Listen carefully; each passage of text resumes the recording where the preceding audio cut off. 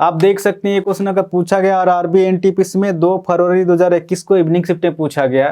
तो इस वीडियो को देखने के बाद आज के बाद जब भी इस टाइप क्वेश्चन आएगा तो आप इसको चुटकी में सॉल्व कर सकते हैं, ठीक है।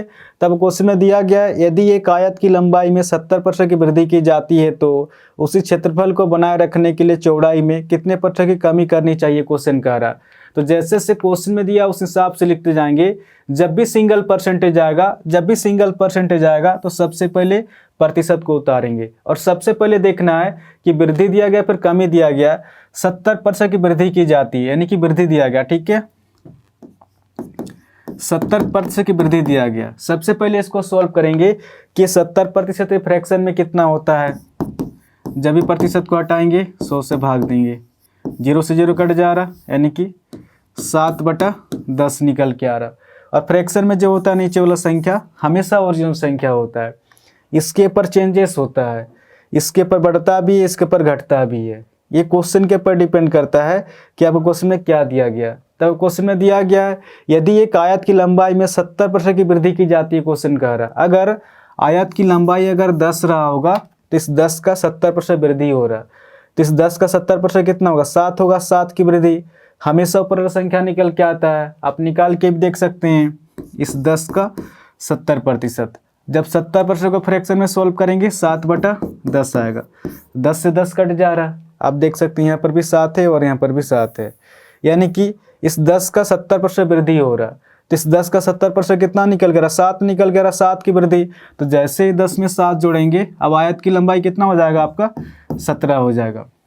कुछ नहीं करना, जब वृद्धि देगा तो नीचे वाला संख्या से पूरा संख्या जुड़ जाता है, जब कमी देगा तो नीचे वाला संख्या से पूरा संख्या घट जाता है। इस क्वेश्चन में क्या दिया गया था, वृद्धि दिया गया था, तो जैसे ही 10 में 7 जोड़ेंगे अब संख्या 17 हो जाएगा। आगे आपको क्वेश्चन में क्या दिया गया, तो उसी क्षेत्रफल को बनाए रखने के लिए चौड़ाई में कितने % की कमी करनी चाहिए, क्वेश्चन कह रहा है। यानी कि 17 से फिर से 10 पे आने के लिए क्वेश्चन कह रहा, तो जैसे 17 से 10 पे आएंगे तो 17 पर 7 की कमी करना पड़ेगा तभी जाके 10 पे आएंगे, और प्रतिशत निकालने के लिए गुना 100। अब इसको सॉल्व करेंगे डायरेक्ट आंसर निकल के आएगा। ये कितना पे कट रहा है आपका, 100 × 7, 700/17 निकल के आ रहा। ये कितना पे कटेगा, 17 चौके 68 हो जाएगा, ठीक है।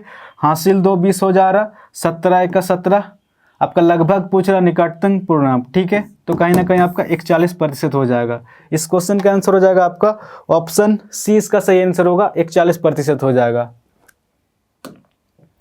आपका 42 नंबर का क्वेश्चन में दिया गया है एक परीक्षा में 80% छात्र भौतिक में उत्तीर्ण हुए, 70% छात्र रसायन विज्ञान में उत्तीर्ण हुए, जबकि 15% दोनों विषय में अनुत्तीर्ण हुए। यदि दोनों विषय में 325 छात्र उत्तीर्ण हुए तो परीक्षा में बैठने वाले छात्रों की कुल संख्या ज्ञात कीजिए। आप देख सकते हैं ये क्वेश्चन का पूछा गया और आरबी एनटीपीसी में 2 फरवरी 2021 को इवनिंग शिफ्ट में पूछा गया।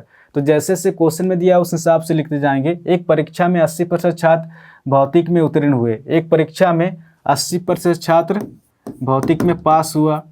आगे आपको क्वेश्चन में दिया गया 70% छात्र रसायन विज्ञान में उत्तीर्ण हुए, 70% पास हो रहा, ठीक है। आगे आपको क्वेश्चन में दिया गया जबकि 15% दोनों विषय में अनुत्तीर्ण हुए, यानी कि फेल हुए 15% दोनों विषय में। इस टाइप क्वेश्चन में एक ट्रिक लगता है, एक तो तीनों पास होना चाहिए या फिर तीनों फेल होना चाहिए, ठीक है। जब भी इक्वल हो जाएगा तो दोनों को जोड़ के इसको घटाएंगे, डायरेक्ट आंसर निकल के आएगा। ये पास है, ये पास है, तो इसको भी पास करेंगे, ठीक है। टोटल हमेशा 100% होता है। 100% में अगर 15% फेल है तो पास कितना रहा होगा आपका, पास रहा होगा आपका 85%, ठीक है। अब तीनों इक्वल हो गया, जब भी तीनों इक्वल हो जाएगा तो दोनों को जोड़ के इसको घटाएंगे, डायरेक्ट आंसर निकल के आएगा, ठीक है। आपका ये कितना हो रहा है, 70 और 80, ये हो जाएगा आपका 150। 150 में अगर 85 माइनस करेंगे तो शेष कितना बच रहा है आपका 65%। अगर ये पास है, ये पास है, ये पास है, तो ये भी डाटा पास प्रतिशत ही निकल के आएगा, ठीक है। तो कहीं ना कहीं आपका 65% पास हो रहा। आगे आपको क्वेश्चन में दिया गया है यदि दोनों विषय में 325 छात्र उत्तीर्ण हुए, यानी कि 325 स्टूडेंट पास हो रहा। प्रतिशत में तो 65% पास निकल के आ रहा और नंबर में का दिया गया 325 स्टूडेंट पास हो रहा, ठीक है। ये दोनों आपस में बराबर ये क्वेश्चन कह रहा। अब इसको सोल्व करेंगे तो डायरेक्ट आंसर निकल के आएगा 65 का 65, 65 बचे 325, यानी कि 1% कितना निकल के आ रहा, 5 निकल के आ रहा। तो क्वेश्चन क्या पूछ रहा, परीक्षा में बैठने वाले छात्रों की कुल संख्या ज्ञात कीजिए, क्वेश्चन कह रहा। तो कोई भी कुल संख्या टोटल हमेशा 100% होता है। 100% के लिए यहाँ पर कितना की गुना करें कि डायरेक्ट 100% हो जाएगा, या फिर आप इसको डायरेक्ट भी सॉल्व कर सकते हैं। 100% पूछ रहा तो यहाँ पर 2 जीरो बिठा देंगे तो डायरेक्ट 100% हो जाएगा। अगर बराबर के इधर हमने 2 जीरो बिठाया है तो बराबर के इधर भी 2 जीरो बिठाएंगे तो इस क्वेश्चन का आंसर हो जाएगा आपका 500 हो जाएगा। ठीक है, या फिर जैसे स्टूडेंट को समझ में नहीं आ रहा आप लोग इस तरह से सॉल्व कर सकते हैं। क्वेश्चन क्या पूछ रहा, तो परीक्षा में बैठने वाले छात्रों की कुल संख्या ज्ञात कीजिए, क्वेश्चन कह रहा। तो कोई भी कुल संख्या टोटल हमेशा 100% होता है। 100% के लिए यहाँ पर कितना की गुना करें कि डायरेक्ट 100% हो जाएगा।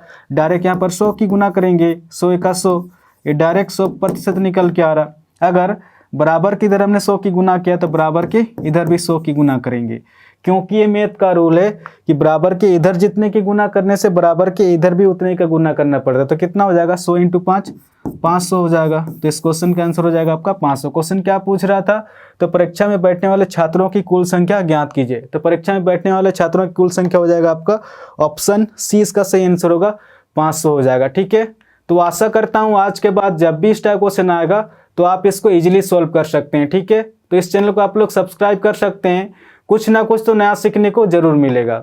तो आज के लिए इतना ही, फिर नेक्स्ट वीडियो मिलेंगे। धन्यवाद।